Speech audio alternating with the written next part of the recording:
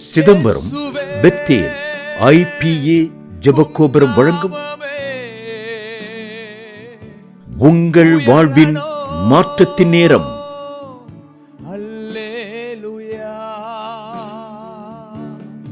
என் ஜெபத்திற்கு பதில் இல்லை, என் கடிதத்திற்கு பதில் இல்லை. சில நான் டிவியில் அந்த செய்தி கொடுக்கும்போது சில ஜெப குறிப்பை சொல்லுவாங்க. ஐயா, என் மனைவி எத்தனை நான் பேசுகிறேன், என் மனைவி என்ன பேசுறது இல்லை, ஜெபம் பண்ணுங்க.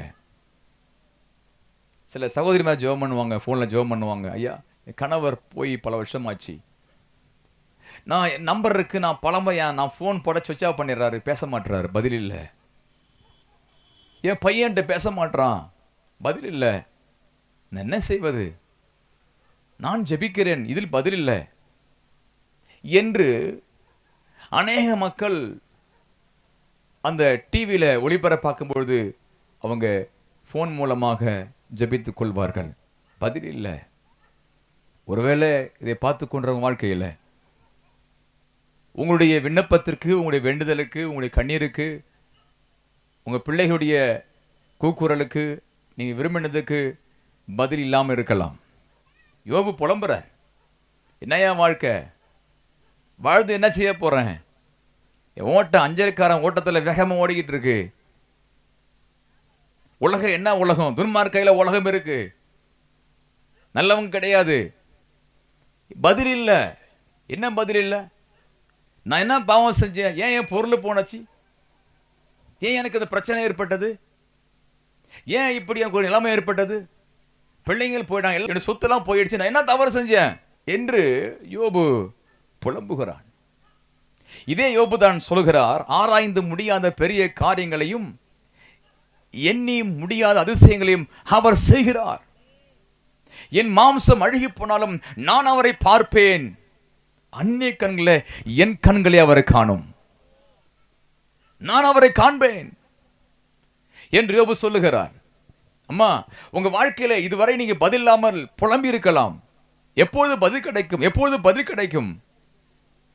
இந்த நாள் காத்திருக்கிறது இருதயத்தை இழைக்க பண்ணும், விரும்பினது வரும்பொழுதோ ஜீவிக்கிற போல இருக்கும்.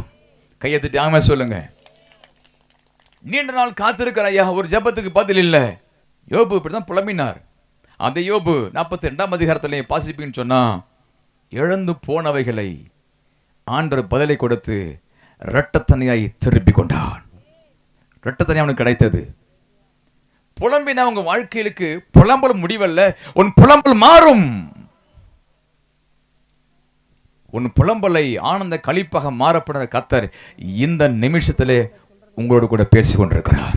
என் அன்பு தம்பி, என் அன்பு தங்கச்சி, என் அன்பு அம்மா, உன் புலம்பலை கர்த்தர் மாத்த போறார், புலம்பலை மாத்த போறார். யோபு புலம்பினான். 42 அதிகாரம் புலம்புறான். அந்த புலம்பலுக்கு ஒரு முடிவு வந்தது. நிச்சயமாக முடிவு உண்டு, உன் நம்பிக்கை வீண் போகாது என்று வேதம் சொல்லுகிறது. உன் புலம்பலுக்கு முடிவு உண்டு, உன் கண்ணீருக்கு முடிவு உண்டு, உன் பிரச்சனைக்கு முடிவு உண்டு, உன் தோல்விக்கு முடிவு உண்டு. எதற்கு முடிவில்லாமல் போகாது. காரணம், இயேசு மரித்தார். இதெல்லாம் நினைச்சாங்க முடிந்தது, முடிந்தது. ஆனா இயேசு வாழ்க்கை முடியலைங்க, அப்பதான் துவங்கினது. 3ஆம் நாள் உயிரோடு எழுந்தார். அந்த ஆண்டவரே சொல்றார், முடிவு உண்டு, நிச்சயமாகவே உன் பிரச்சனை, கண்ணீருக்கு, ஜெபத்துக்கு முடிவு உண்டு. உன் நம்பிக்கை வீண் போகாது. நம்பிக்கை விடாதே, நம்பிக்கை விடாதே, நம்பிக்கை விடாதே. ஆண்டவர் நல்லவர். பதில் கிடைக்காம இருக்கும்பொழுது மனிதனுக்கு சோர்வு ஏற்படுகிறது. 4வதாக கடன் சுமை. 2 ராஜாக்களின் புத்தகம் 4ஆம் அதிகாரம் 1 வாசிப்போமானால், தீர்க்கதரிசிகளுடைய புத்திரரில் ஒருவனுக்கு மனைவியா இருந்த ஒரு ஸ்திரீ எலிசாவை பார்த்து உமது அடியானாகிய என் புருஷன் இறந்து போனான் உமது அடியான் கர்த்தருக்கு பயந்து நடந்தான் என்பதை அறிவீர். கடன் கொடுத்தவன் இப்போது என் இரண்டு குமாரரையும் தனக்கு அடிமைகளாக்கிக் கொள்ள வந்தான் என்றான். அன்பான தேவ பிள்ளைகளே, ஒரு தாய் 2 பிள்ளைகள், கணவன் இல்லை, இறந்து விட்டார்.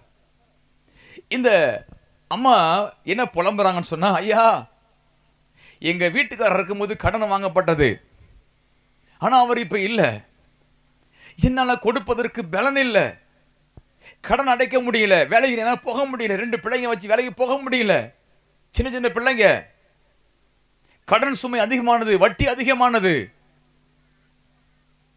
கடன் கொடுத்தவன் என் 2 பிள்ளைகளை கேட்கிறான், என்ன செய்வது என்று புலம்புறான், தெரியவில்லை என்று புலம்புகிறான். கடன் அழிக்க வழி இல்லை, கடன் மேல் கடன். கடன் ஒரு மனிதனுக்கு வரும்பொழுது அந்த மனிதனை சோர்வுக்குள்ளாக்குறது. அன்பு தேவ பிள்ளைகளே, இதை பார்த்து கொண்டிருக்கிறவங்க வாழ்க்கையில கடன் இருக்கலாம், கடன் வாங்காத மனிதன் அல்ல, ஆனால் முடிந்தவரை கடனை அடைப்போம். ஒருவேளை கடன் நிமித்தமாக எத்தனை பேர் தற்கொலை பண்ணிட்டாங்க, அதெல்லாம் மீள முடியல. தொழில் இழப்பு, தொழில் நஷ்டம், கடன் மேல் கடன். ஒரு கடனை வாங்க இன்னொரு கடன் அதிகமாக வாங்க அடைப்பது, அதை விட அதிகமாக அடைப்பது, வழியில் என்று எங்கேயாவது ஓடி போவது, இப்படி கடனால் தற்கொலை செய்த எத்தனை மக்கள் உண்டு. இந்த இரவு ஏன் சொல்றாரு, உங்கள் கடன் பிரச்சனை மாறப்போகிறது. என்ன செய்யணுங்க ஐயா? ஜெபம் பண்ணுங்க, ஆண்டவரை கூப்பிடுங்க, அப்பா வழி காண்பீங்க ஆண்டவரே, வழி தெரியல ஆண்டவரே வழி காண்பீங்க. கேட்கும் பொழுது கர்த்தர் வழியை காண்பிப்பார்.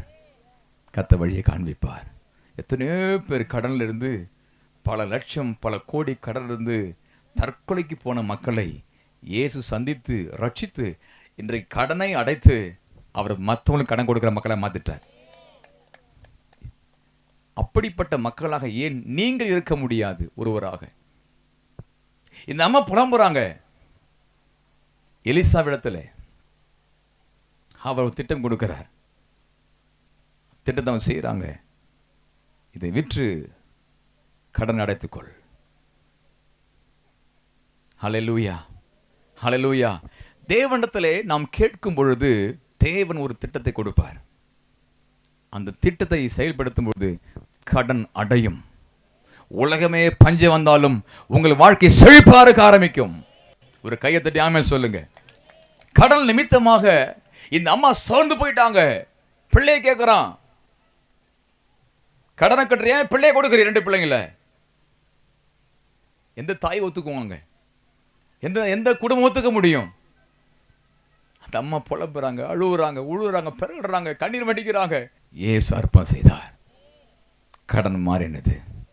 அன்பு பிள்ளைகளே, நீங்க இதை கேட்டுக்கொண்டிருக்கிற யாரோ ஒரு கதை பேசி கொண்டிருக்கிறார். கடன் நிமித்தமாக செத்து போயிடலாம் என்று நினைத்து கொண்டிருக்கிறாயா? இயேசு சொல்றாரு, நீ சாக பிறந்தவன் அல்ல, வாழ பிறந்தவன். இன்று கடனாளியா இருக்கலாம், ஆண்டவர் சொல்றாரு, நீ இந்த கடனை அடைத்து அநேகருக்கு கடன் கொடுக்கிற மக்களாக கர்த்தர் மாற்ற போறார். நீயோ கடன் கொடுப்பாய், கடன் வாங்காதிருப்பாய். கடன் கொடுக்கிற மக்களாக மாற்றுகிற வல்லமை உங்களுக்கு இயேசு இன்று கொடுக்கிறார். ஒன்று, சோறு எப்படி வருகிறது? பயம். இரண்டாவதாக தோல்வி. மூன்றாவதாக பதில் இல்லை. நான்காவதாக கடன். கடைசியாக நான் சொல்லி நிறைவு செய்ய போகிறேன். இதற்கெல்லாம் வேதம் கொடுக்கிற பதில் என்ன? எரேமியாவின் புஸ்தகம் 33ஆம் அதிகாரம் 14 நீங்கள் வாசிக்கலாம். நாட்கள் வரும் என்று கர்த்தர் சொல்லுகிறார், அப்பொழுது நான் இஸ்ரவேலின் புத்திரருக்கும் யூதாவின் குடும்பத்திற்கும் சொன்ன, கையை தட்டி ஆமென் சொல்லலாமா? ஹல்லேலூயா. ஒவ்வொன்றுக்கும் ஒரு காலம் உண்டு. வெயில் காலம், குளிர்காலம், மழைக்காலம், கோடைக்காலம், வெப்பக்காலம், இரவு, பகல், மதியம், மாலை, நிலா, சூரியன், நட்சத்திரங்கள், காலத்தை கத்த வைத்து. அதே போலதான் மனிதனுக்கு ஒவ்வொன்றுக்கு ஒரு காலம் இருக்கிறது. ஏன் புலம்புகிறாய்? வேதம் சொல்கிறது போல அன்பு தேவ பிள்ளைகளே, நாட்கள் வரும். உங்க பிரச்சனையை மாத்த ஒரு நாள் வரப்போகுதுங்க. அந்த நாள் இந்த நாள். இதை பார்த்து கொண்டிருக்கிற நீங்கள் பாக்கியவான்கள். இந்த நாளில் உங்களுக்காக ஒரு நேரத்தை, ஒரு நாளை கர்த்தர் வைத்திருக்கிறார். ஆண்டவர் நாமத்துக்கு மகிமை உண்டாவதாக. ஏசாயா தீர்க்கதரிசன புஸ்தகம் 40ஆம் அதிகாரம் 27, 28, 30, நீங்க 31 நீங்கள் வாசிக்கலாம். யாக்கோபே, இஸ்ரவேலே, இஸ்ரவேலே, என் வழி கர்த்தருக்கு மறைவாயிற்று என்றும் என் நியாயம் தேவனிடத்தில் எட்டாமல் போகிறது. என் வழி கர்த்தருக்கு மறைவானது என்றும் என் நியாயம் என் தேவனிடத்தில் எட்டாமல் போனது என்றும் நீ சொல்வாயோ? பூமியின் கடையாந்தரங்களை சிருஷ்டித்த கர்த்தராகிய அநாதி தேவன் சோர்ந்து போவதில்லை. கைகளை தட்டி சொல்லுங்க, ஆண்டவர் சோர்ந்து போகிறதில்லை, இளைப்படைவதும் இல்லை. இதை நீ அறியாயோ? இதை நீ கேட்டதில்லையோ? அல்லேலூயா. அவருடைய புத்தி ஆராய்ந்து முடியாதது. அல்லேலூயா. அம்மா சொல்றாரு, நீங்க சோர்ந்து போறீங்கம்மா, நான் சோர்ந்து போகிறது இல்லை. முன்ன படிச்சோம், சோர்ந்து போகிறவனுக்கு பலன் கொடுக்கிறார். இப்ப சொல்றாரு, நான் சோர்ந்து போகல. அந்த வசனம் படிங்க, சூப்பரா இருக்கு பாத்தீங்களா? பூமியின் கடையாந்தரங்களை சிருஷ்டித்த கர்த்தராகிய அநாதி தேவன் சோர்ந்து போவதில்லை. கைகளை தட்டி சொல்லுங்க, அவர் சோர்ந்து போகிறதில்லை. உங்க அப்பா, எங்க அப்பா இயேசு சோர்ந்து போகிறது இல்லை. நீங்க சோர்ந்து போகலாம், நான் சோர்ந்து போகலாம், ஆனா எங்க அப்பா ஏன் சோர்ந்து போகிறது இல்ல. அவருக்கு வெற்றி மட்டும்தான் முக்கியம், தோல்வி வரை கிடையாது. தோல்வியை பார்க்காத ஒரு நபர் இயேசு, பின்வாங்காத ஒரு நபர் இயேசு. முன்ன வச்சதுதான் ஜெயம் மட்டும்தான் அவருக்கு. நான் சோர்ந்து போகிறது இல்லை. நீ ஏன் சோர்ந்து போகிறாய்? உங்க அப்பாவாகிய நான் சோர்ந்து போகிறது இல்லை, நீ ஏன் சோர்ந்து போகிறாய்? அன்பான தேவ பிள்ளையே, வியாதி உங்களை சோர்ந்து போக பண்ணலாம், மரண பயம் உங்களை சோர்ந்து போக பண்ணலாம், எத்தனையோ காரியங்கள் சோர்ந்து போக பண்ணலாம். ஆனா ஏசு சொல்றாரு, நான் சோர்ந்து போகிறது இல்லை, நான் இளைப்படைகிறது இல்லை. அப்புறம் இதை நீ அறியாயோ? இதை நீ கேட்டதில்லையோ? அவருடைய புத்தி ஆராய்ந்து முடியாதது. சோர்ந்து போகிறவனுக்கு அவர் பலன் கொடுத்து சத்துவம் இல்லாதவனுக்கு சத்துவத்தை பெருக பண்ணுகிறார். கையில உயர்த்தி ஆமென் சொல்லலாமா? நான் சோர்ந்து போகிறது இல்லை. அன்பான தேவ பிள்ளைகளே, நம்முடைய ஆண்டவர் சோர்ந்து போகிறது இல்லைங்க. நீங்க ஏன் சோர்ந்து போறீங்க? எதை நினைச்சு நீங்க சோர்ந்து போறீங்க? சோர்வை மாத்துக்கிற வல்லமை அப்பா இயேசுவிடத்தா இருக்குது. உங்க பிள்ளை நினைச்சு சோர்ந்து போறியம்மா?